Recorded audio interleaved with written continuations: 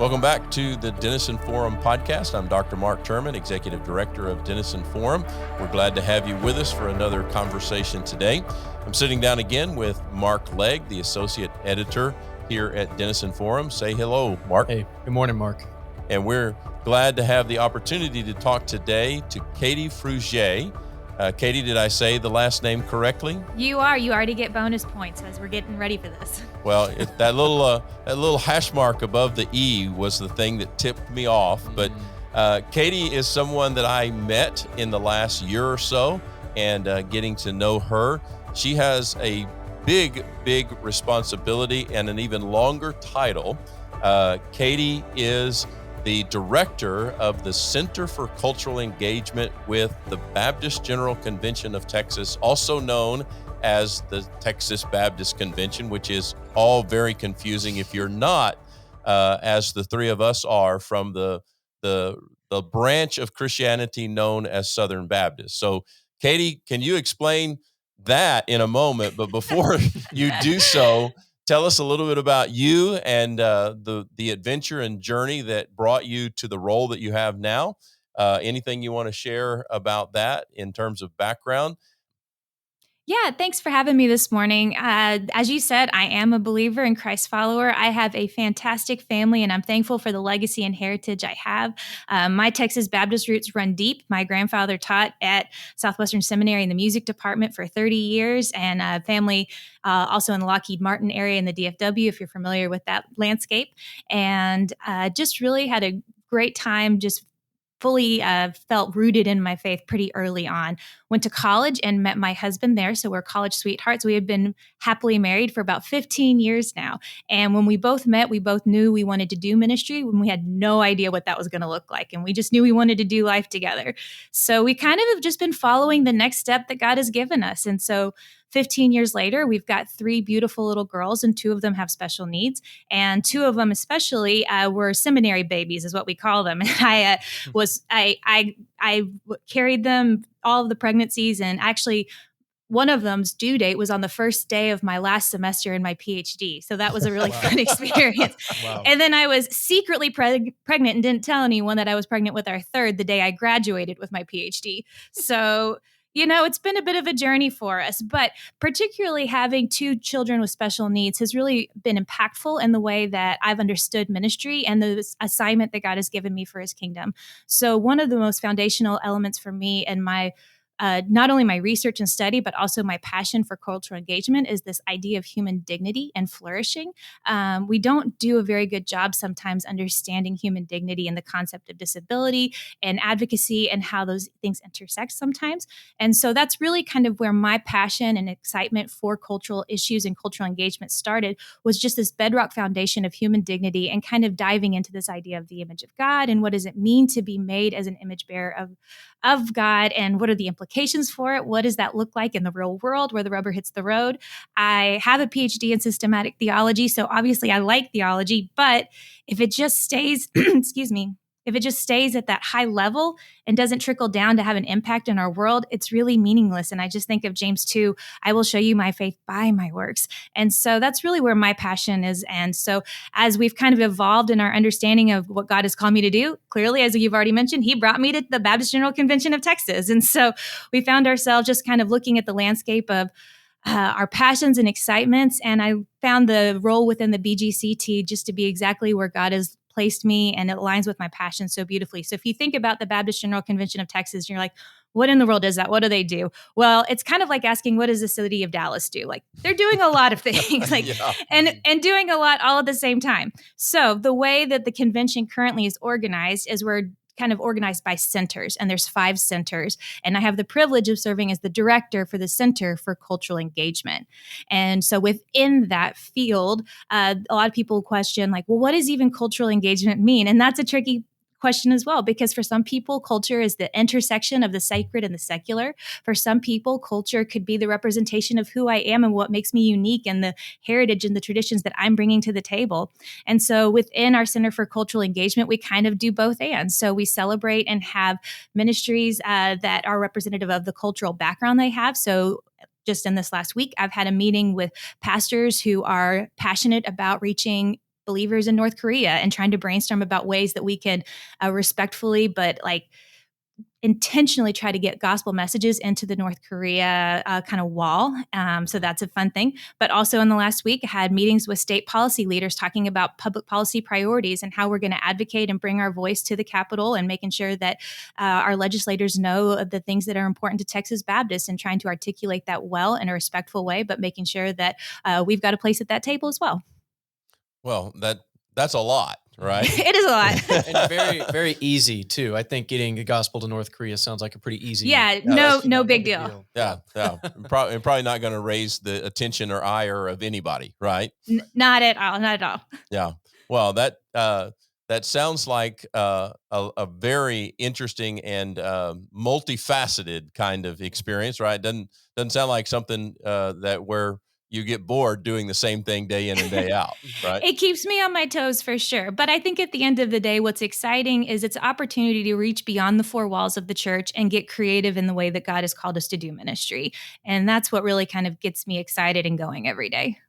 So I have we could spend, and we probably should at a later time do an entire conversation, perhaps with Dr. Denison, about the image of God. That is foundational and, like you said, fundamental to our faith and to so much of what both you're doing and what we're doing at Denison Forum. That is just such a huge concept. I'm sure you boiled it down to a couple of paragraphs in your dissertation, right? Yeah, and real easy. It's a quick read.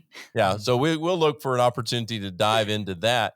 But I also wanted to ask, because I've already noticed a similarity between you and Dr. Denison, and just tell me, is it an indication that you're a Ph.D. with theology or philosophy that you talk really fast? Because oh no, I noticed that you and Dr. Denison talk really, really fast. I think we all have to have a thorn in our flesh, and this is mine. It has plagued me since high school, and I will try to be intentional in slowing down, but I listen to myself in recordings and I'm like, I'm not nervous. Why am I talking so fast? I don't understand this. So I think we've just got a lot inside of us pent up and we've just got to get it out as quickly as possible. That's my best theory, at least. Yeah.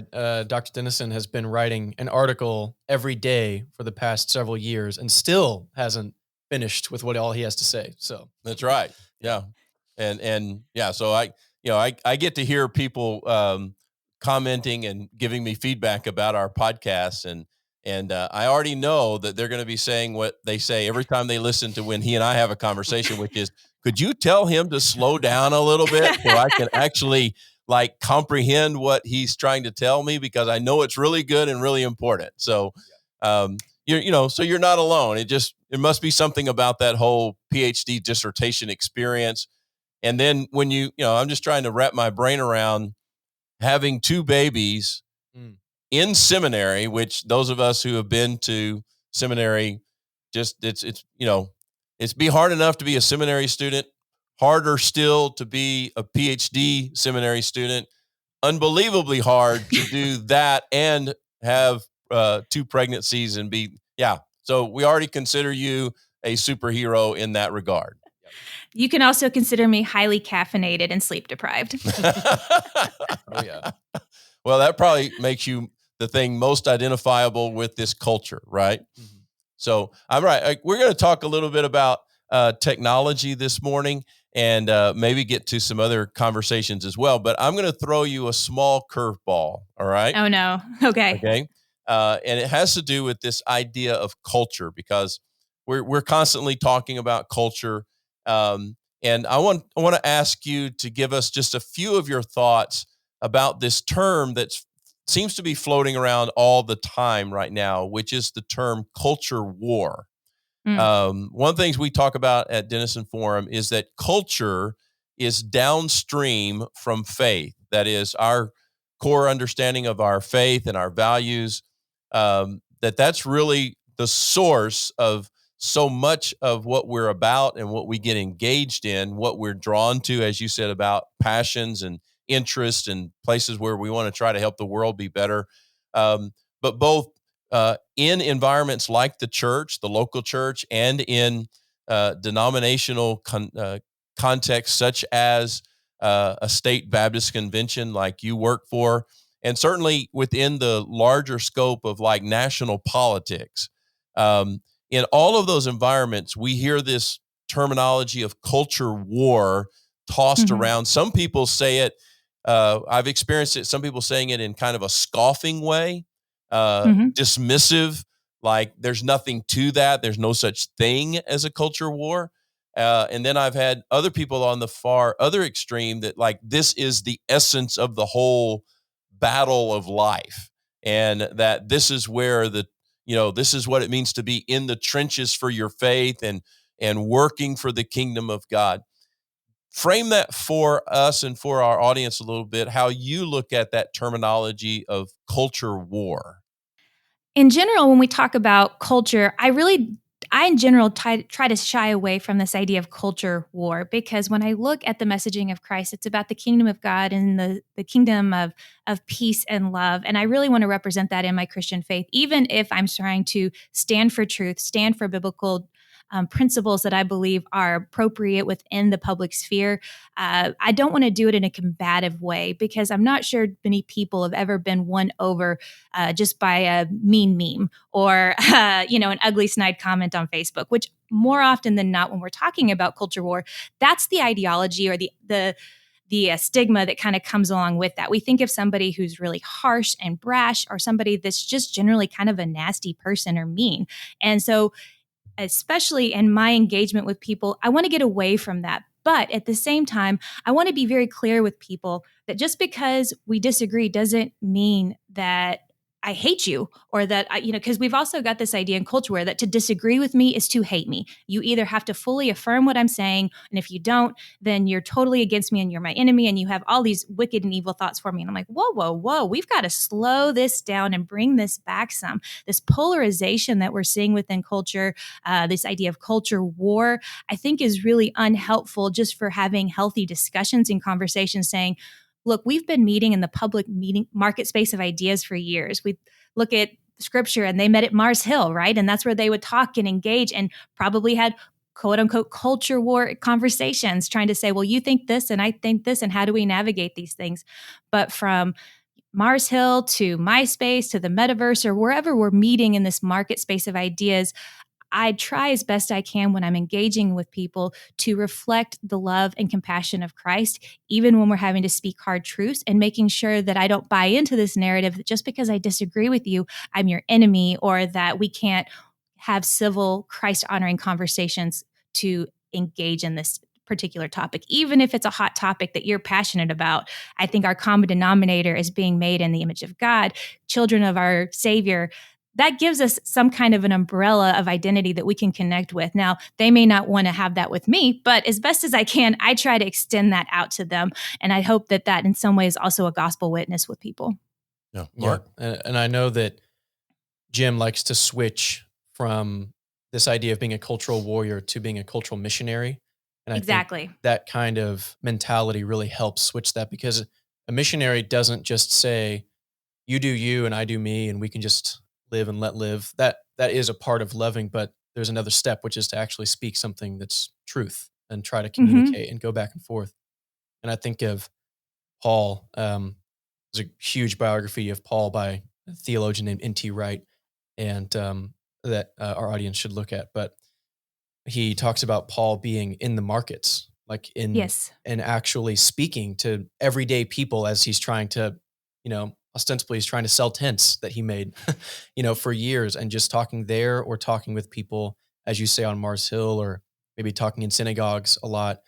And so now this might act as a transition a little bit. Now that we have the digital social media side of, this is where our marketplace is. This is where our kind of discourse of ideas, unfortunately, we'll see how Twitter holds up, but people think of Twitter kind of as this public market space of ideas and communication. And so how has that affected the way we communicate? If we think about, instead of the marketplace or synagogue or church or wherever we want to think about those kind of ideas taking place now, whether we like it or not, it's happening on social media.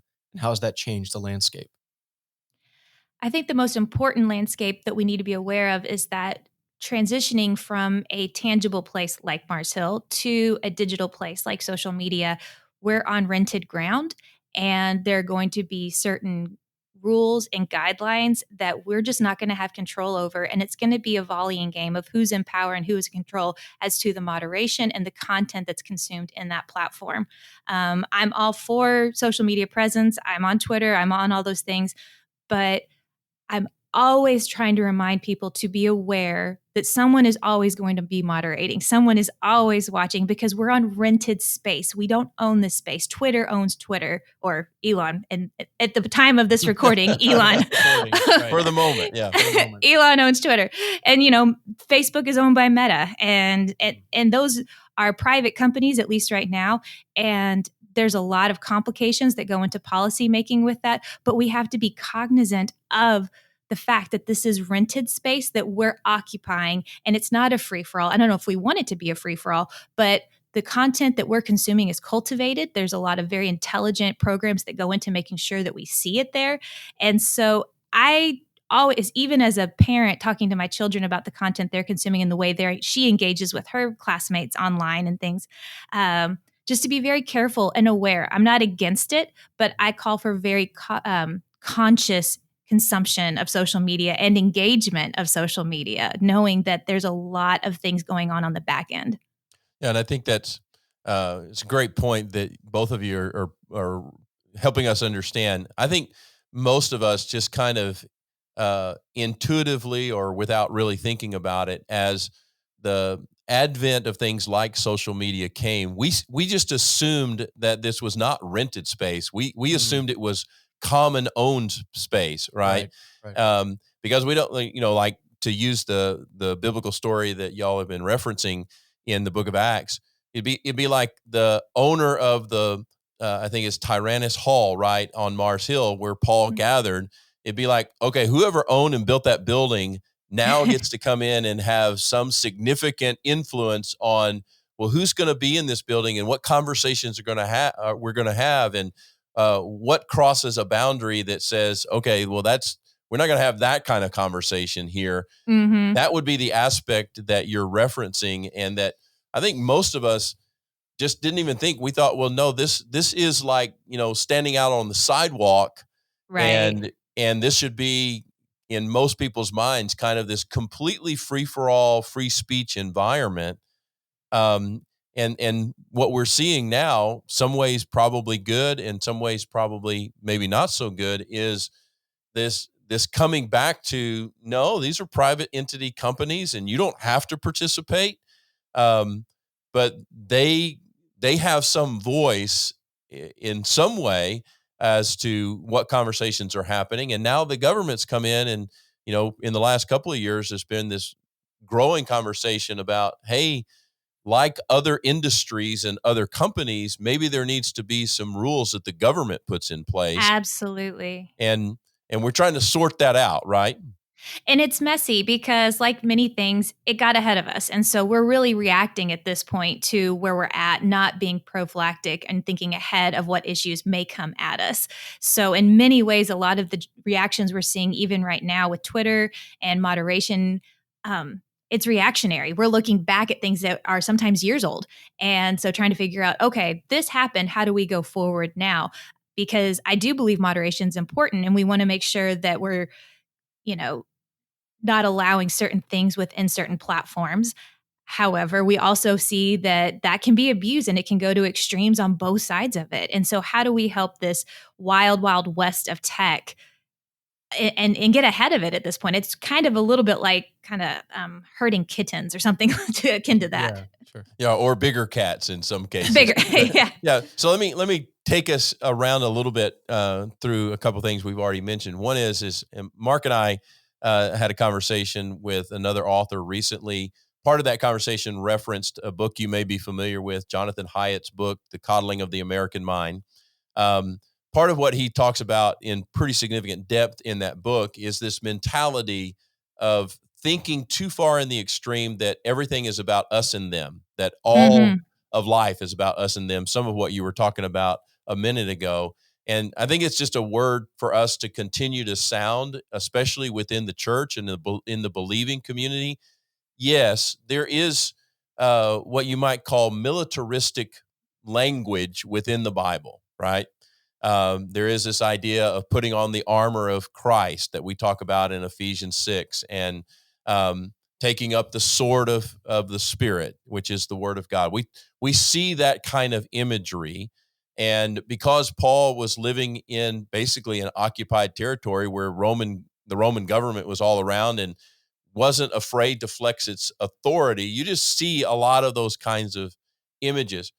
But I think Hyatt, who is not even speaking from a faith perspective, helps us to realize you can't see everything in that lens. And you're going to make a mistake if you turn all of life into an us and them kind of experience. And I think to your point here, this is where being aware of the tech algorithms and the way social media works is so crucial, because many of the algorithms, especially on platforms like Instagram and Facebook, will boost issues that get better engagement. And the best way to get engagement is to militarize or sensationalize or go to the extremes, because somebody sees that and they're like, oh my goodness, I can't believe they said that. I'm going to comment on it.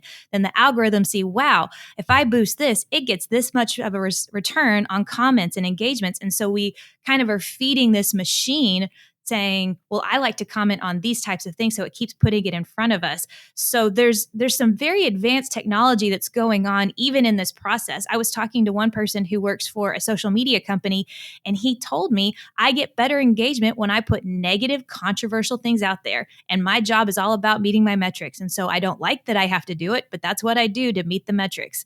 And I thought that was so telling.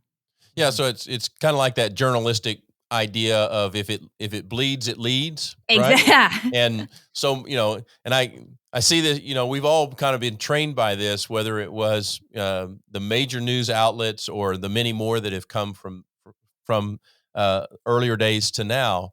You can almost predict what an evening newscast is going to be about. They're going to tell me 12 really bad things, and then they're going to give me a heartwarming story at the end. Right.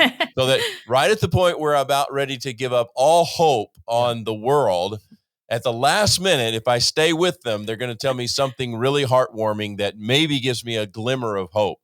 And if I understand you right, you're saying that's basically the same kind of environment that you're experiencing in social media.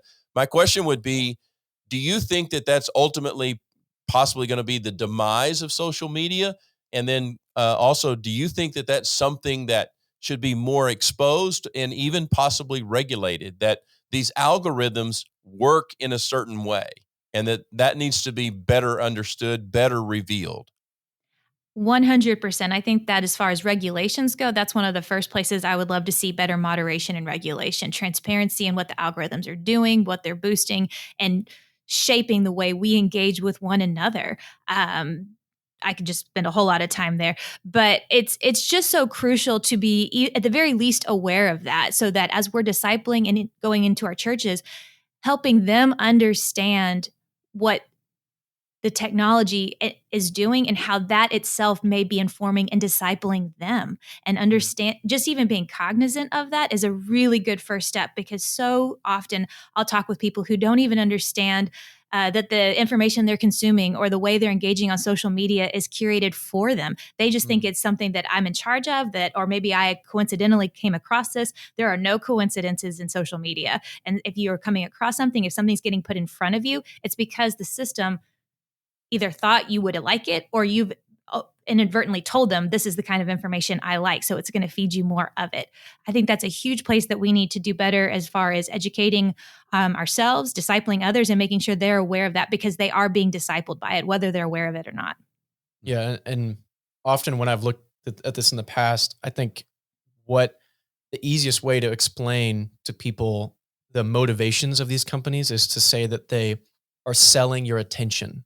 Mm-hmm. And I think, I don't remember where I heard that first. I was just trying to remember back, but that idea that their entire company is built around you attending to their app or their web page or whatever it may be to get more of these clicks. But something that I have heard and I want to get your thoughts on, and as a bit of a devil's advocate, and this is what Meta will say, right, is that this is inherent to human nature, that people using this kind of rhetoric, that people fighting in culture wars is not inherent to social media.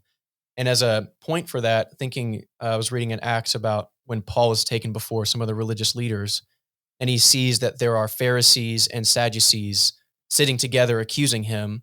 And he makes this coy little play to say, like, well, the real reason that you're bringing me before, that you're accusing me, is because I believe in life after death.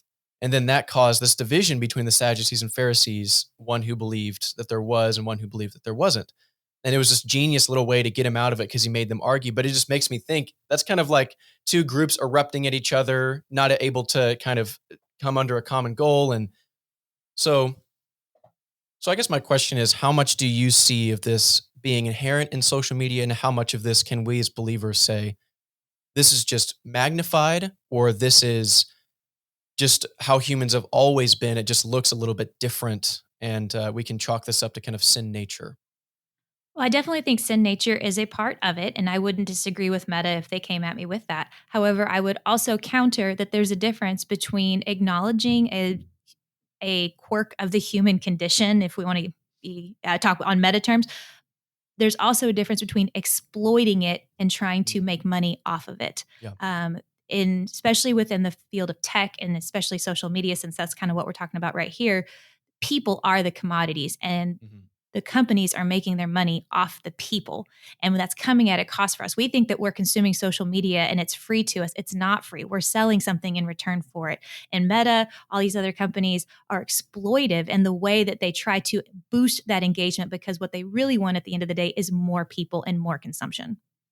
So let me just try to make sure that I'm tracking with y'all, okay? Which is, I get when Mark says that what they're selling is they're selling my attention or our attention, okay? But just make sure everybody understands who they're selling my attention to are their advertisers, right? And this is really what we see in the space of social media is more of a more granular reality that was already going on, let's just say, with television and with television journalism and with even selling newspapers. If anybody listening to us still remembers what a newspaper is, right? Where you actually read stories in very small print. And, I woke up my entire first 2 decades of my life, I woke up to my mother and my father sitting at the breakfast table. And the first thing that signaled the beginning of the day was the guy threw this paper onto the front porch, right? And I mean, I can remember on days like today where my parents would be irritated if the newspaper got wet from the rain, and they would literally stick it in the oven to dry it out. Oh, wow. So that's interesting. I did not know that. I mean, I mean, you guys are not old enough to know this, but if a newspaper is wet, you can't unfold it without tearing it. So you have to find a way to dry it. And in those days, the oven was the particular thing that you did. You just slid the thing in there like a cookie sheet, warmed up the oven until the pages dried out enough that you could actually start your day the right way by reading the newspaper. Okay. I think in my defense, I do have a paper copy of the Wall Street Journal right over here. I get the Sunday edition, though. That's all I get. Okay, well, I'm just glad that you didn't say a copy of the Wall Street Journal from 1981. Okay, that's what I was worried you were going to say. But newspapers did this, radio did this, television still does this. They all curate what we see to a certain extent. Yeah. And even today, major news outlets, they still have the evening news at 5:30. And, if everybody's learned, right? If you go from one station to the next, or you're getting, like I do, multiple newsletters in my email, they'll all cover the same stories for the most part, right? And they'll typically take a different approach to it, but they're trying to sell that to advertisers so that they then get money to stay in business and continue to do what they do. And there is this human propensity, certainly, to be more attentive to the negative rather than the positive. Right. A guy, Swedish guy by the name of Hans Rosling wrote about this in a book called Factfulness, that we are drawn to the dramatic and we are drawn to the negative. Yeah. But as believers, we need to become more aware of that. And we need to realize that the devil is trying to take us down that road for his agenda. Yes. And now technology and things that technology enables, like social media, can really be used in significantly harmful ways in that way. Katie, in this conversation, particularly while we're on the social media side of this, what do you think are the upsides to social media and the technology that drives it? I think the upside is just how easy it is to connect with one another. We are social in nature. God has created us to live in community with one another, and social media has made that so easy to do. And I'm thankful for that. It's so fun to be able to, you know, hop onto my Facebook and see what my roommate from 20 years ago is doing right now with her home that she's building. I love to be able to connect and show other people what my family is doing. So many people, when I was pregnant with my first daughter, we had a pretty high risk pregnancy, and social media is the vehicle with which we shared our story. And we had people literally around the world praying for us, and we were overwhelmed with the response that we got from the body of Christ. And they learned about us because we just shared it on social media. I didn't have the ability to create my own website, and I definitely didn't have the microphone to be able to just share with thousands of people, hey, we need prayer. But just sharing our story in a very simple way on social media allowed it to travel literally to places I never could have imagined. And consequently, we felt the body of Christ surround us in an incredible way, especially during that early pregnancy, facing such a crisis situation. That was a real interesting moment to see the best of social media and the way that it can really help us and connect with one another. So I think that there's some real value there to be able to stay connected. But I think where the challenge lies is that making sure that it doesn't just stay on social media. It's people coming alongside you and praying for you, and but then reaching out and letting you know, hey, I prayed for you today, and not just kind of keeping it at that surface level. So I think it's a great entry point for great relationships. I think it's a great way to connect with people. I think it's great for networking. I have learned so much about ministry opportunities through social media, being able to tell the stories of what we're doing at Texas Baptist. We tell that on social media. For thousands of years, we've been storytellers. That's part of the human nature as well. And so social media is a great place to be a storyteller and tell your story and the work of what God is doing in your life and the kingdom and community around you. So I think that I think there's enough positive elements to it to keep it around. We just need to be wise with it.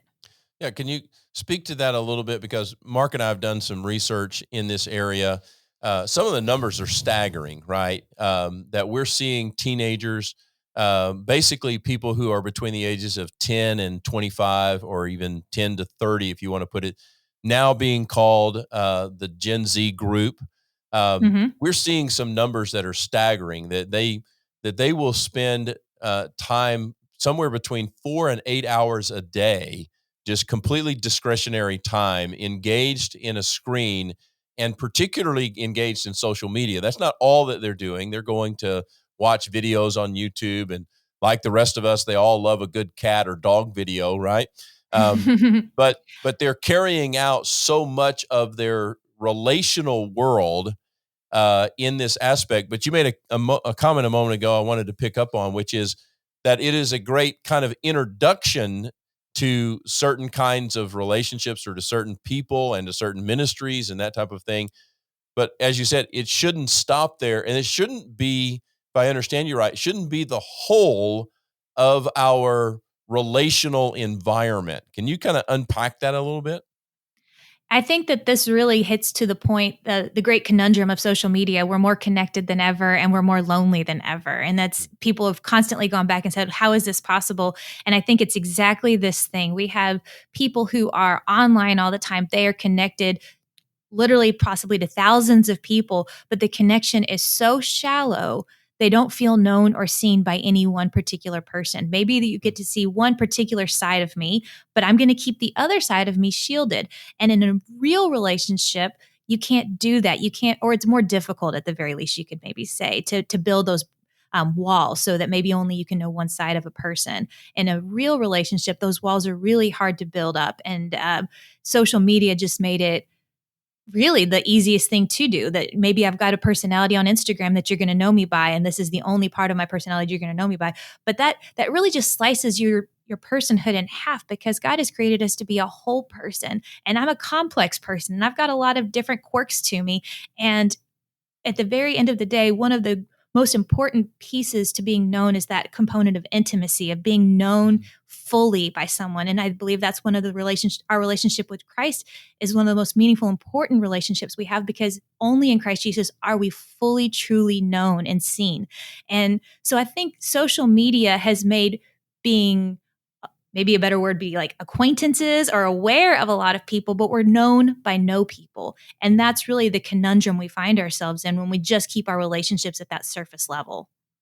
So is that something in your work, whether you're doing it on the legislative level, are you in active conversations trying to help get to clarity around some healthy forms of regulation? And then in your work with like churches and with pastors, are you trying to help them understand how they can guide their parents to their families?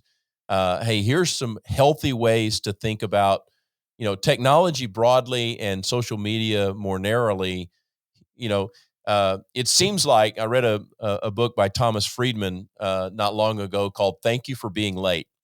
And one of the things that Friedman says in this book is that, in his opinion, the smartphone and cloud computing that basically came to us in 2007, he said, I liken that to the discovery of fire.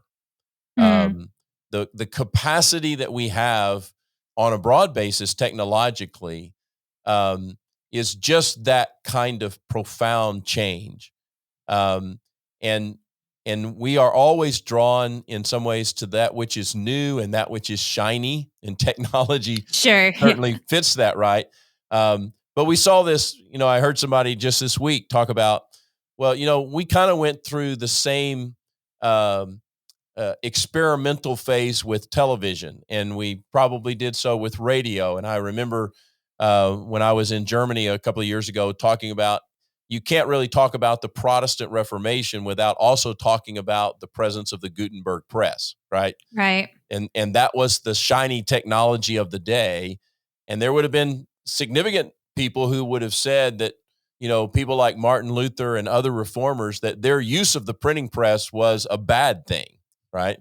But it seems to be this phenomenon that something new like the internet and like social media, it comes out and we all run to it, and then we get involved with it, and we find out that some of the ways that we're using it are really unhealthy and really Mm-hmm. actually hurting us. Is that the phase that we're in, and is that the phase that you're getting to be a part of, those kinds of conversations? Yeah, one of the biggest conversations, especially as I consider the last 12 months that I've had, is primarily with parents and helping them even understand the technological landscape that their kids are growing up in. There's such a huge generational difference between the technological world that my 2-year-old is growing up in versus the world I grew up in versus the world my Gen X sister grew up in. My 2-year-old, she's a pandemic baby, and she literally met some of her relatives via FaceTime for the first time because we couldn't gather together. That is her norm. And that was a world that my Gen X sister couldn't have even fathomed. And it wasn't that long ago. So a lot of the conversations right now are just playing catch up to say, this is the reality of where we're at in this moment. It's even just trying to introduce what the shiny new thing is, because that's another challenge that technology presents us, is it is changing at such a rapid pace. We just can't keep up with it anymore. If you're on Facebook, you are not a Gen Zer. I hate to say it, but That's me. I just go ahead. I just go ahead and own it. That's, I don't particularly like social media broadly or generally. And that's, I'm sorry. That's, if you want to find me, you'll find me on Facebook. I haven't figured out the other ones yet. I was just talking yesterday, though, with my niece who is a Gen Zer. She does not have a Facebook. She created a Facebook just so she could oversee the social media for an internship that she has right now. And but she is on TikTok. She is on Twitch. She's on all these other ones that it's just impossible to keep up with. And she was even kind of complaining maybe a little bit to me yesterday. She's like, I pitched a great idea to my boss, but she doesn't understand the social media landscape. So she doesn't even think it's a good idea because she doesn't know this. And so much of our conversation right now is just catch up at a very basic level. My work with the state convention is just getting that information to our youth pastors, to our church leaders, and to parents saying, this is what our kids have in front of them. And it's really not going to go away anytime soon. I think about the fact that my two in public school right now have a school issued Chromebook. So even if you're trying to keep technology out of your home, it's coming to them at school. It's coming to them at their friend's house. It's going to be a part of the world no matter how much we try to prevent it. It's just kind of inevitable. So it's really the challenge is helping our children learn to live with technology with healthy boundaries versus trying to completely shield away from it. And then on the flip side, yes, 100%, we also want to be communicating with our legislators saying we need better moderation. We need rails for this train because right now it is going all over the place. And it's not to say we want to, censor people or anything like that, but just saying this is out of hand right now. And we need to have some common sense, human dignity, decency practices in place so that we can have some type of a regulation here so that we can just all run in the same direction. And if not running in the same direction, at least have some idea of where everybody's running because right now it's just kind of all over the place. Right. So Mark, did I hear her say that there's something called Twitch? Because there's so much of this conversation that makes me twitch, but So am I now? So I now need to skip like 3 of the other platforms and go see what Twitch is. Oh man, I hate to say it, but Twitch has been around for a while. So. Okay, it has. Yeah. Nobody told me. Yes. So Katie, where do you see when you're working in engaging culture in a very broad way, and you're talking to parents about how their kids are using social media versus how they're using social media? Which, by the way, as an aside, I think it's easy to see all the hours that Gen Z spends on their phone or spends on screens. But I know that adults are a little bit better, but not a lot better as far as how much time they spend on social media. And so I wonder, Katie, how much you bring that up with parents saying, how much time do you spend on Facebook? My mom, I'm really proud of her. A couple of years ago, she completely gave up Facebook. She just got off of it because she realized she was spending too much time on it, And so anyway, I wonder, so how do you deal with that practically when you're talking with parents? For people who are listeners who are parents, what are some practical ways, some tools that you help? I'm sure that as with anything in parenting, it depends on the age, depends on the child, but what are some practical things that you advocate for to parents? One of the big things that our family does is we really kind of we're more technology open than other families are. I know some approaches are to try to shield. My heart and goal has always been to try to guide my daughters in how to use social media and not try to keep it away from them because I know it's a reality of the world they're going to live in. And so the first time you engage with something, I want it to be with me. I want you to ask me questions. So I try to model healthy social media consumption and behavior in front of them. We'll all sit there together and I'll let her literally sit beside me and watch what I'm doing on social media. And we can watch those cat videos together. We'll open up TikTok and she's like, can you find this? But it's guiding her through that process versus kind of keeping it at arm's length saying, oh no, this is bad. Because I know when she goes to her friend's house, inevitably someday it's going to happen. Her friend's going to open up TikTok and say, have you seen TikTok? And she's going to be like, what is this brand shiny new thing that's in front of me? So really trying to make sure that the first time that she is exposed to certain things, that I'm a safe person, that she knows that she can come to and talk to about that.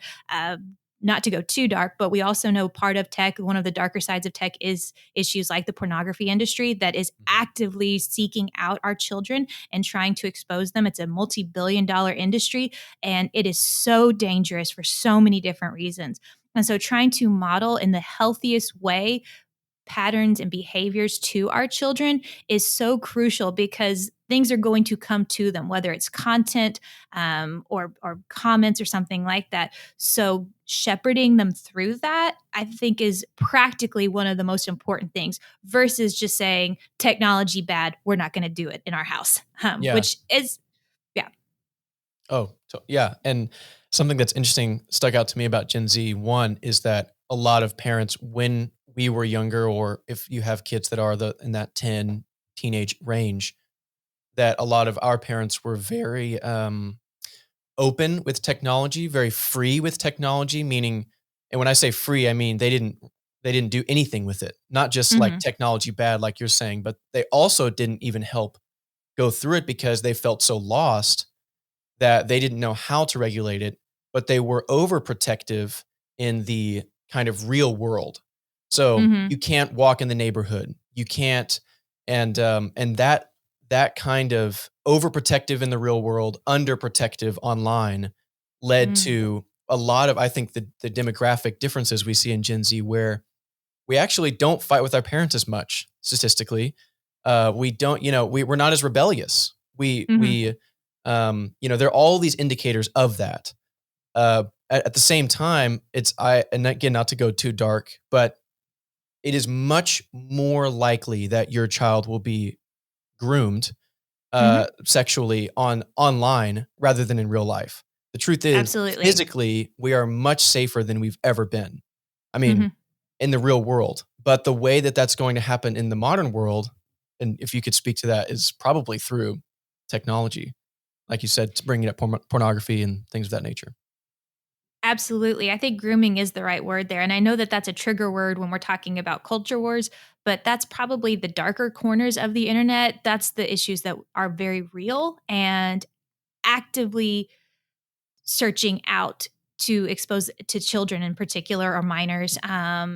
It's just almost terrifying when you kind of look into those darker corners. And that's why I think uh, conscious and intentional social media consumption and engagement is so crucial, because it's not just being aware of the algorithms, it's also being aware of what could my child accidentally run across, knowing that it's looking for them. Yeah. They're very likely the first time they come across something inappropriate, whether it be white supremacy or pornography or anything like that, it's probably on accident and it's going to be exposed to them. So they need to know what to do when they have those experiences and know how to navigate that in a healthy way versus turning dark or shameful or secret. But then that creates a culture of secrecy and privacy. And I'm just not going to tell anyone because it's so easy to keep it quiet in my room. It's just on this one smartphone that no one ever has to see, no one ever has to be aware of.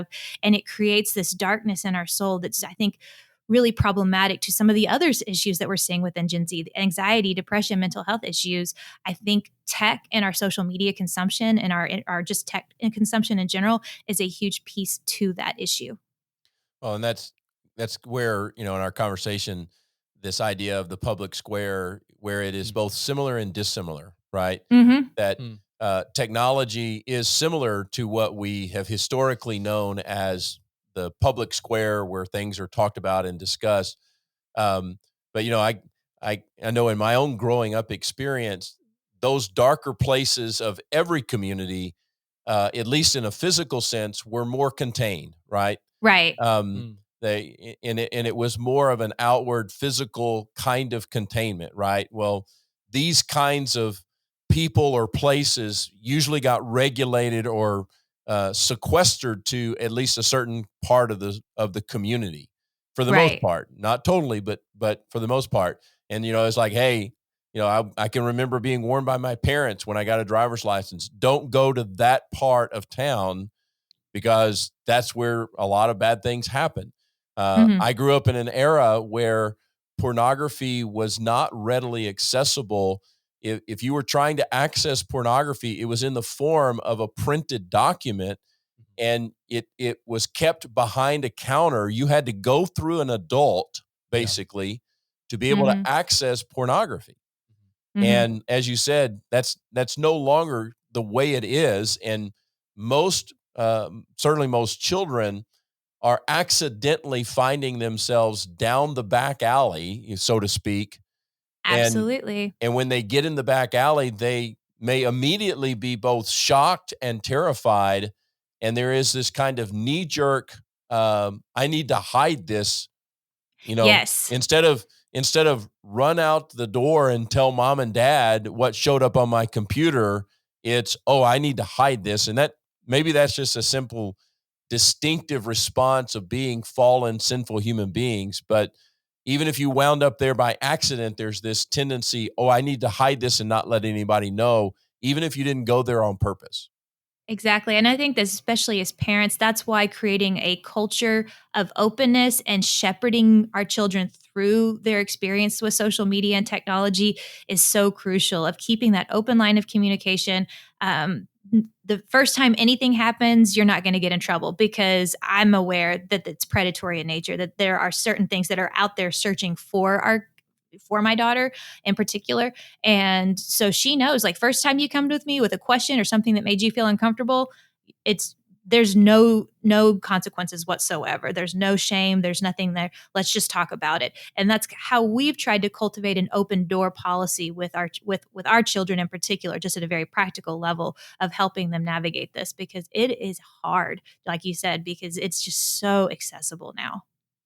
So in that light, in the few minutes that we have left, Katie, are there some kind of, for you and what you recommend to people in this area, are there some kind of basic ground rules and or resources that you're pointing, pastors and parents and others to? One that seems to bubble up most quickly in my experience is, okay, in our house, there's no technology in bedrooms. There's no laptops, there's no smartphones. Nobody, from mom and dad on down to the baby in the cradle, nobody takes that kind of technology into a private space. We do that in the common areas of our home. That seems to be the first one that comes out in this conversation.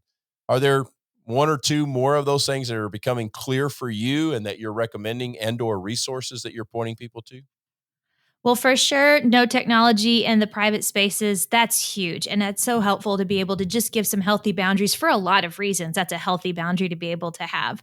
Another one, there is a new Bible study that's coming out. If I could just give a plug, it's just released last week. But Jason Thacker has come out with a new Bible study called Following Jesus in a Digital Age. And it's biblical wisdom for digital culture. And that's got some very practical steps of just how do we navigate the challenges of the digital age. So I would recommend that. I'm in the series on that, so I just have to give a little bit of a plug since I was a part of that project.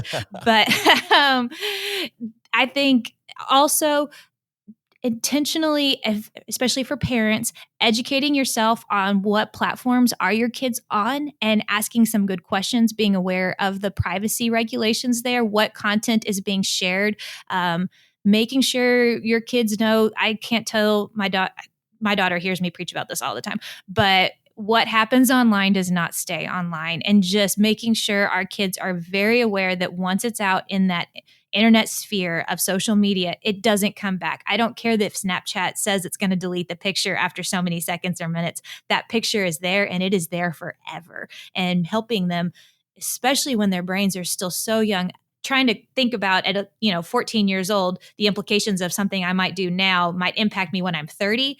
But trying to help them recognize and see that is so crucial. So educating ourselves on the platforms our kids are using, asking good questions, being aware of what the content moderation policies are there, so I can be aware of what is going to be put in front of her.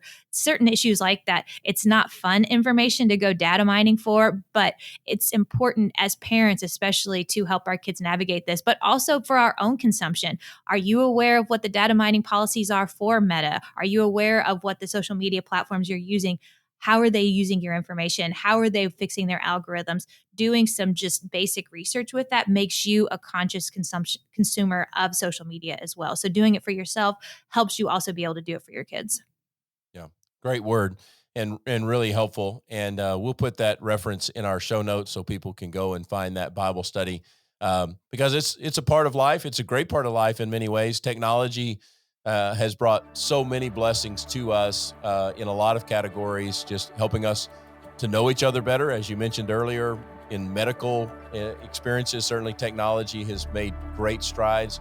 It's a part of life, and it's going to continue to be a part of life. And so it's something we need to learn how to understand and manage and work with, just like we do other parts of our lives as well. So, Katie, thank you for what you do. Thank you for spending some time with us today. And we look forward to future conversations and partnerships with you and with the Texas Baptist Convention as well. We just, again, grateful to be a part of the same team. Thank you all for having me. All right. Have a great day.